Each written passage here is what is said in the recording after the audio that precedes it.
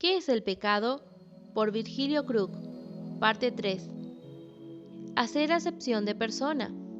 Hermanos míos, que vuestra fe en nuestro glorioso Señor Jesucristo sea sin acepción de personas. Santiago capítulo 2, versículo 1 al 9. Acepción significa diferencia o distinción.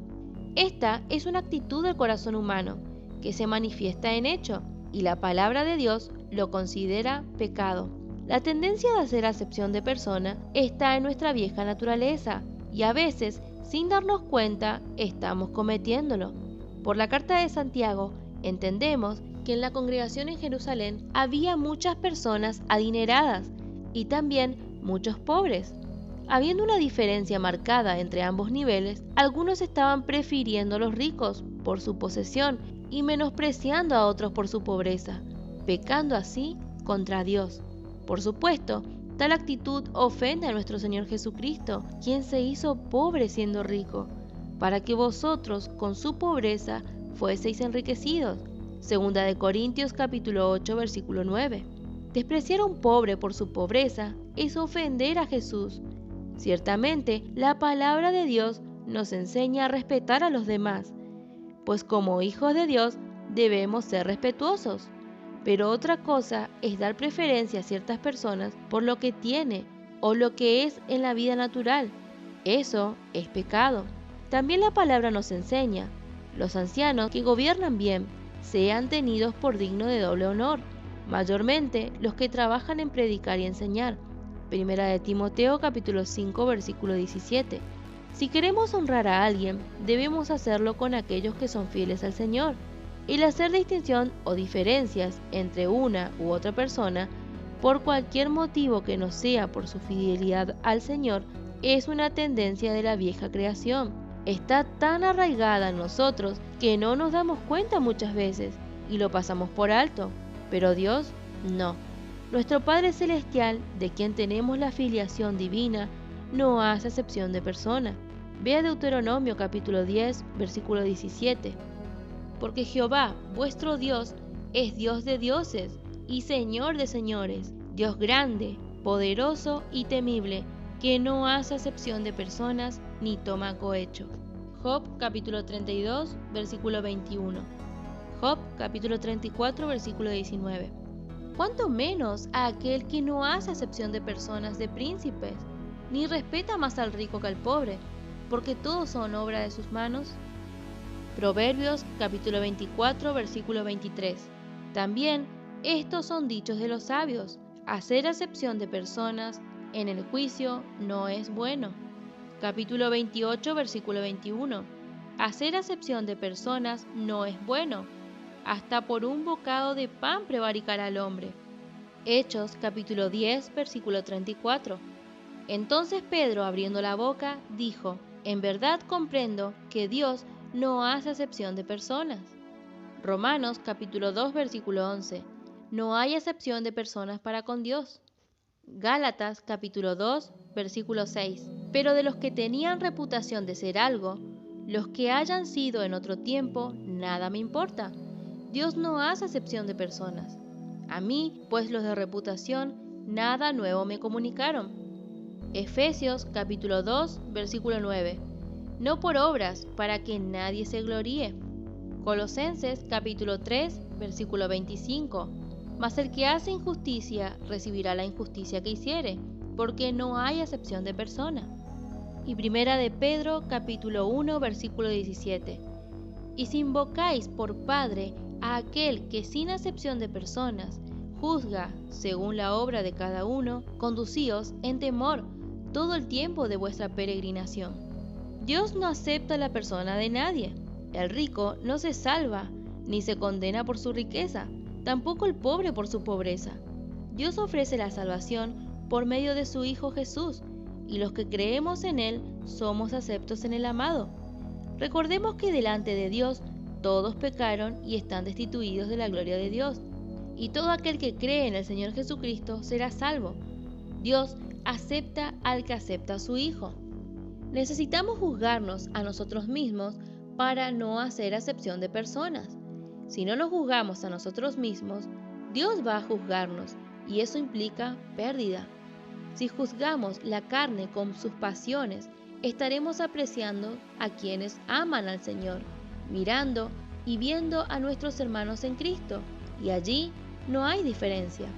Aquel que da la palabra de Dios necesita ministrar al Cristo en la persona, sin detenerse a considerar posesiones ni posiciones, ni fijándose en el valor de las cosas naturales, sino mirando a Cristo en el hermano y al hermano en Cristo.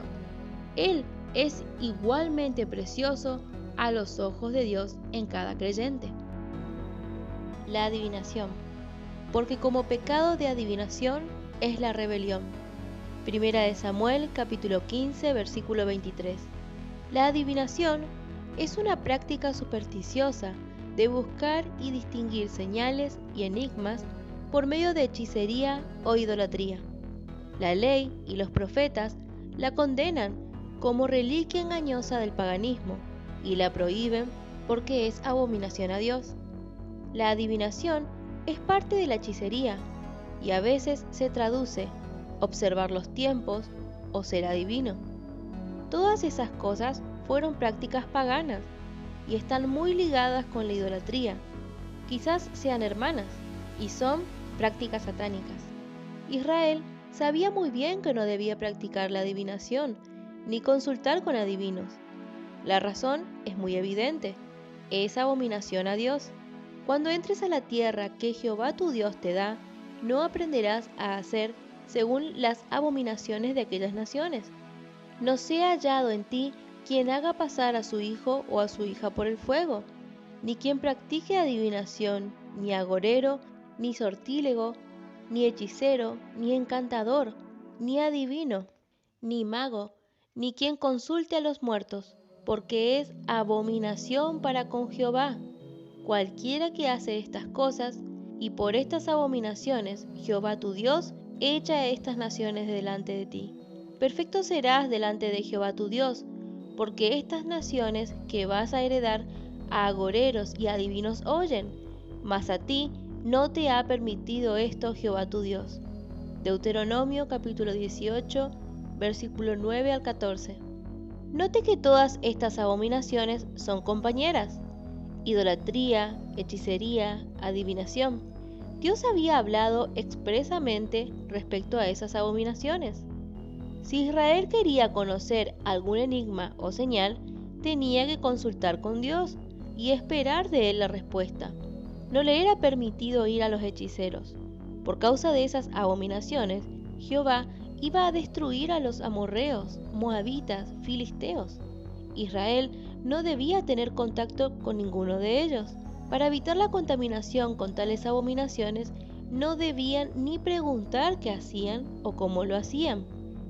Cuando Jehová tu Dios haya destruido de delante de ti las naciones a donde tú vas para poseerlas, y las heredes y habites en su tierra, guárdate que no tropieces yendo en pos de ellas, después que sean destruidas delante de ti. No preguntes acerca de sus dioses, diciendo: de la manera que servían aquellas naciones a sus dioses, yo también les serviré. No harás así a Jehová tu Dios, porque toda cosa abominable que Jehová aborrece, hicieron ellos a sus dioses, pues aún a sus hijos y a sus hijas quemaban en el fuego a sus dioses. Deuteronomio capítulo 12, versículo 29 al 31. El enemigo entra por la mente. Por eso, para guardar el corazón hay que vigilar la mente, y no ser curioso por las cosas ocultas. De los impíos la impiedad, pero del pueblo de Dios la santidad. Si queremos crecer en nuestra vida espiritual, sanos y fuertes, no debemos tener relación con las cosas demoníacas, pues serán estorbo y tropiezo para nosotros, y son repugnantes a Dios. Vea lo que hizo Manasés, hijo de Ezequías, rey de Judá, a pesar de las muchas y claras prohibiciones de Jehová, de no practicar las cosas ocultas y abominables. De 12 años era Manasés cuando comenzó a reinar, y 55 años reinó en Jerusalén. Pero hizo lo malo ante los ojos de Jehová, conforme a las abominaciones de las naciones que Jehová había echado delante de los hijos de Israel.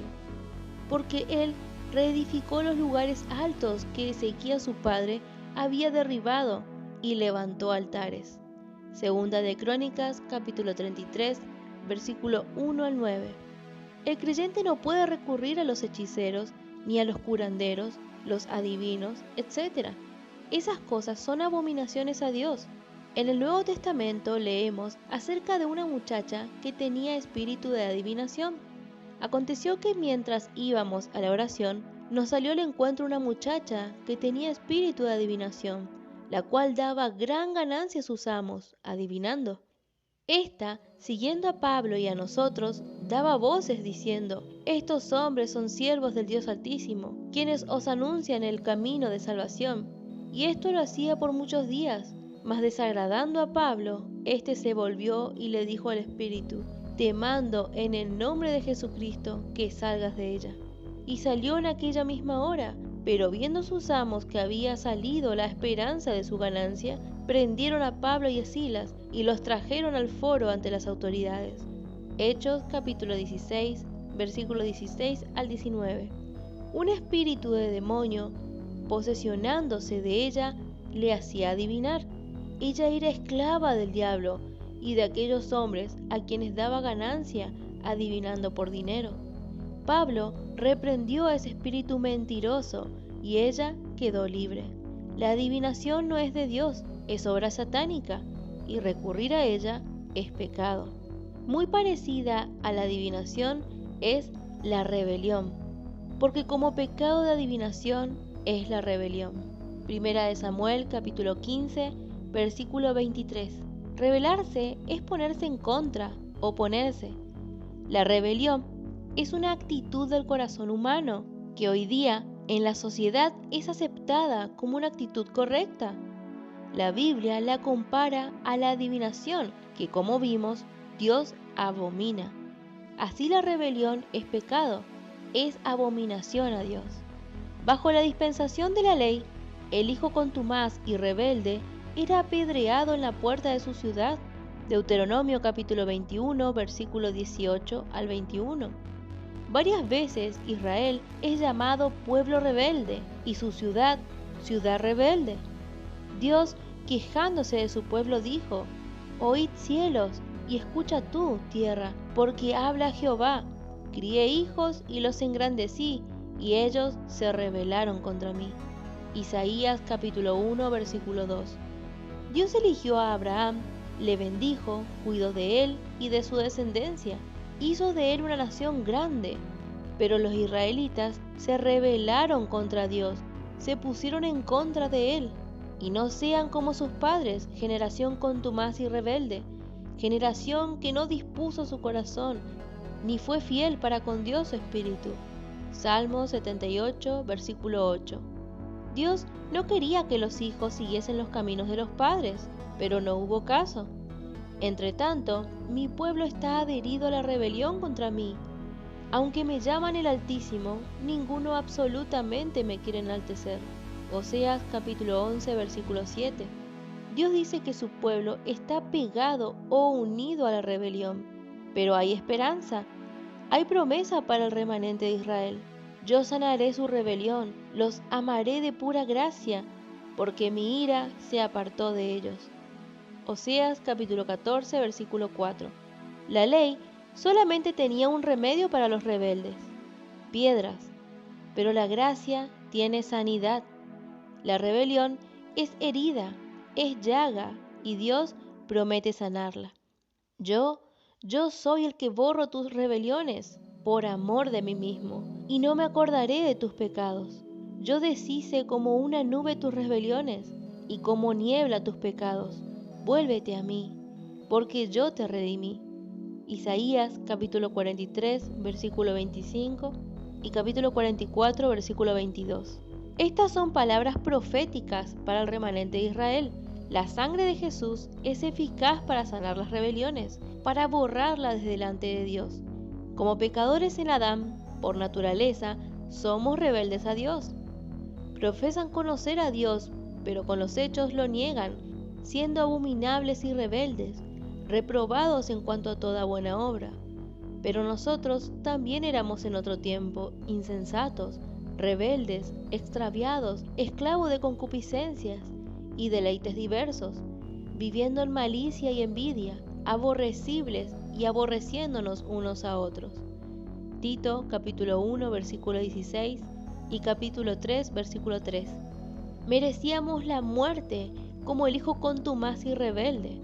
Pero note Isaías capítulo 53 versículos 5 y 8. Mas él herido fue por nuestras rebeliones, molido por nuestros pecados. El castigo de nuestra paz fue sobre él, y por su llaga fuimos nosotros curados. Por cárcel y por juicio fue quitado, y su generación, ¿quién la contará? Porque fue cortado de la tierra de los vivientes, y por la rebelión de mi pueblo fue herido.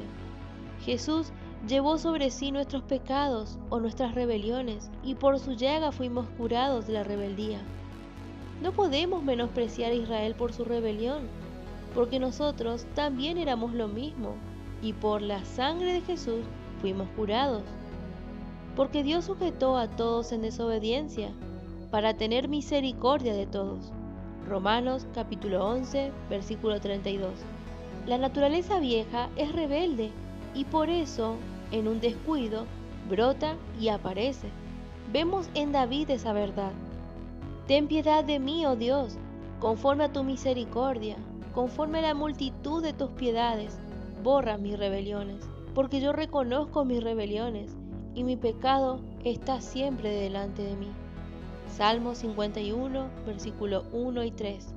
Si reconocemos que somos rebeldes por naturaleza y pedimos a Dios su perdón y su ayuda, seremos victoriosos.